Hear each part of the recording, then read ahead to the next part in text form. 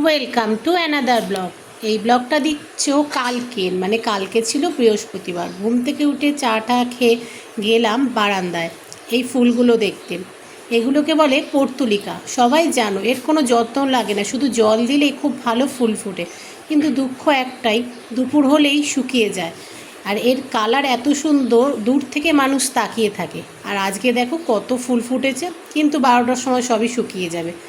তারপরে ঘরে এসে চলছে ব্রেকফাস্টের প্রস্তুতি। আজকে আর রুটি তরকারি খেতে ইচ্ছা হলো না, মাকে বললাম আলুর পরোটা বানাই। আর আলুর পরোটা কম বেশি সবাই বানাতে জানে।